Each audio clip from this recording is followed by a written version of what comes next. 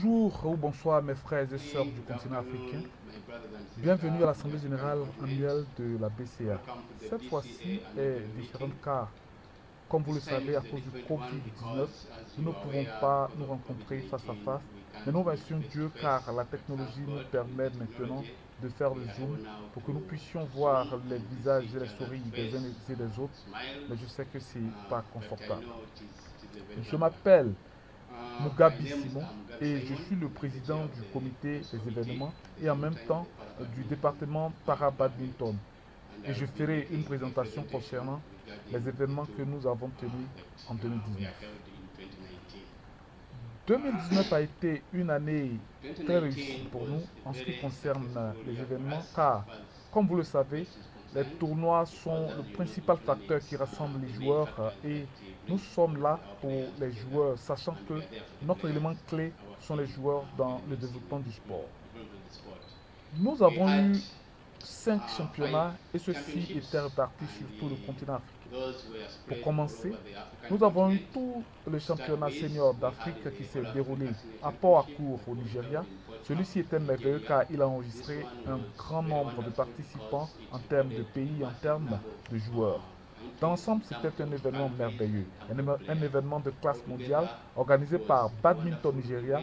Et je tiens à remercier le président de la Fédération Badminton du Nigeria, mon frère Frank Obi, pour le travail bien fait.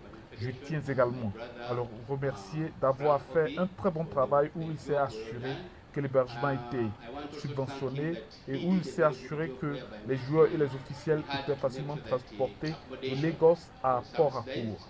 C'était très merveilleux pour lui. Je pense que c'était très bien et je souhaite que les autres dirigeants puissent faire comme lui et ce sera très bon pour nous en Afrique et bien sûr pour le Nigeria. Merci beaucoup, Monsieur Obi. Après cela, nous avons eu les championnats des moins de 15 ans qui se sont déroulés à Abidjan, en Côte d'Ivoire. Si vous vous souvenez bien, c'est le premier dans cette région parce que les précédents singles ont eu lieu dans le nord, l'est et le sud. Mais c'était le premier dans la région ouest africaine. Cette fois-ci, c'était très bien car il a attiré 12 pays par rapport au précédent où nous n'avions que 5 pays. Pour nous, quand nous dépassons le nombre de 10 pays, euh, cela constitue une entrée très bonne. Il a également eu de nouvelles entrées qui sont le Niger et la Tunisie. Ils ont pour la première fois participé à notre tournoi et bien sûr, les médailles ont été reparties entre différents pays, comme vous le verrez plus tard dans la prochaine diapositive. Après ceci, nous avons eu les Jeux africains qui sont déroulés à Casablanca au Maroc. Et là aussi, c'était merveilleux. Nous tenons à remercier le gouvernement marocain, bien sûr, la station badminton marocaine pour le bon travail qu'ils ont fait pour cet événement. Il a été présenté de manière colorée. Pour la première fois, nous avions eu des systèmes internationaux sur les terrains où nous avons eu le même type de système de notation utilisé dans les championnats du monde, dans lesquels vous verrez, vous avez des onglets sur les chaises des arbitres. Nous avons eu également des écrans de télévision à tous les coins des terrains. C'était très bien pour l'Afrique et je pense que si nous pouvons organiser de tels événements sur le continent africain, ce sera très bien pour nous en termes de présentation d'événements. Celui-ci était également très bon car il y avait des jeux d'équipe et des jeux individuels. Et les médailles ont été réparties entre les différents pays comme vous le verrez plus loin dans la diapositive. Après cela, nous avons eu les premiers championnats universitaires de badminton d'Afrique. Cela a eu lieu aux îles Maurice. Et à partir de là, ce championnat se tiendra tous les 2 ans, bien sûr, étant le premier tournoi pour les universités et ayant 12 universités dans toute l'Afrique. Je pense que pour nous, quand cela se fera, ce sera un succès et ce sera très bien.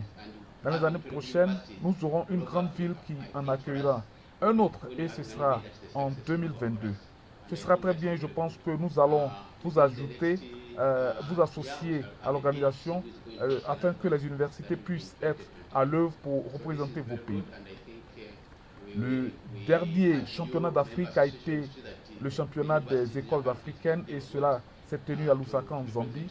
Nous avons eu 8 écoles de 6 pays qui y ont participé. C'était aussi très bien. Et bien sûr, nous tenons à remercier la Fédération zambienne de badminton dirigée par M. Kiss. Merci pour le travail que vous avez fait. Bien sûr, les médailles ont été reparties entre différents pays. Bien sûr, nous avons eu une nouvelle entrée qui est la Tunisie au travers d'un temps de navette dans ce championnat. De là, nous allons aux statistiques. Comme vous pouvez le voir, les statistiques montrent que le Nigeria domine toujours les grands événements, mais je sais que d'autres pays ont eu beaucoup de trophées parce que quand vous regardez les différents tournois, tous ensemble, nous avons 3 pays qui ont obtenu des médailles dans ces championnats africains. Donc je pense que cela montre que le jeu de badminton se propage, contrairement aux années précédentes où nous n'avions que les îles Maurice, l'Afrique du Sud et le Nigeria. Maintenant, nous avons 12 pays, ce qui est très bon pour le développement du sport et je pense que nous avons fait un pas en avant. Après les championnats africains, nous passons aux tournois internationaux. Et ceux-ci ont eu lieu en 2019. Comme vous le savez, 2019 a été en fait une année clé pour les joueurs. Il fallait gagner des points pour se qualifier pour les Jeux olympiques de Tokyo 2020, ce qui a attiré de nombreuses entrées. Nous en avons eu 15, qui représentent un grand nombre de pays en ce qui concerne l'organisation d'événements. De 2 à 3 pays auparavant, nous sommes passés à 15 qui accueillent maintenant les événements internationaux, ce qui est très bien. Nous avons eu 8 séries internationaux, 4 séries futures et un défi international. Ce sont de très bons tournois et je pense que d'autres pays qui n'organisent pas encore de tournois internationaux se joindront à nous et pourront organiser leurs tournois et voir comment les joueurs peuvent en bénéficier. Notre plus grand défi à cet égard est que, parce qu'il attire des joueurs étrangers de différents continents, nous n'avons pas réussi à voir comment nos joueurs pourraient obtenir des médailles d'or à ces tournois. Mais dans un proche avenir, nous serons en mesure de faire face à cela. Après cela, nous passons à la diapositive suivante qui traite des caractéristiques techniques. La BCA a continué à développer les arbitres de service, les arbitres, les juges de ligne et plusieurs cours ont eu lieu en 2019 et bien sûr les arbitres ont été évalués pour être affectés pour BCA, pour satisfaire BCA et ensuite bien sûr ils seront envoyés à BWF pour accréditation. Ainsi, la procédure se poursuit. Contrairement aux années précédentes où les gens allaient simplement à BWF pour nous embarrasser et en échouant. Aujourd'hui, nous avons un système, nous devons les accréditer avant de pouvoir les envoyer chercher leur diplôme. Je pense que c'est très bien et très important pour nous et pour le développement du sport sur le continent africain. La prochaine diapositive est le para-badminton. Le para-badminton, je peux le dire, qu'il a continué de se développer sur le continent africain car nous avons maintenant plusieurs activités de développement en cours, des tournois en cours et bien sûr nos joueurs en ont bénéficié énormément.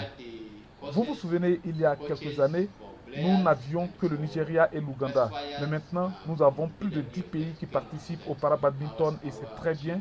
Et bien sûr, cela montre que le sport se développe sur le continent africain. Comme je l'ai dit, nous avions eu des cours pour les entraîneurs, pour les joueurs et pour les classificateurs par la BWF qui sont venus voir que nos futurs entraîneurs, bien sûr que nos futurs entraîneurs puissent entraîner nos joueurs sur place et que nos administrateurs soient en même d'administrer le para-badminton et que nous ayons des entraîneurs, nos joueurs soient entraînés par des experts afin d'améliorer leur jeu de para-badminton. Je tiens également à remercier la Fondation Agitos car Agitos a continué à soutenir le para-badminton comme vous pouvez le voir. Les nationaux ougandais 2019 ont été ont attiré 10 pays dont le Bénin, le Burundi, la République centrafricaine, la République démocratique du Congo, l'Égypte, le Kenya, le Nigeria, l'Afrique du Sud, le Zimbabwe et bien sûr l'Ouganda. Certains de ces pays n'auraient pas pu se rendre en Ouganda sans Agitos. Mais Agitos, qui est une arme pour l'ITC, a aidé à ce que les parasportifs soient soutenus afin de pouvoir développer le sport et pouvoir profiter de la vie comme des gens normaux. Et bien sûr, comme je l'ai dit, avec l'aide d'Agitos, je sais qu'à l'avenir, nous aurons plus de classificateurs, nous allons avoir plus d'entraîneurs, nous allons avoir plus de joueurs sur le continent africain et nous serons très fiers. Cela dit, je voudrais, dans ma conclusion, faire une mention spéciale aux membres du comité que j'ai appris à connaître, à savoir M. Larry Kiss, Dr Ali, M. Godfrey Matumo et M. Kingston Moulenga. Ce sont les personnes avec lesquelles j'ai travaillé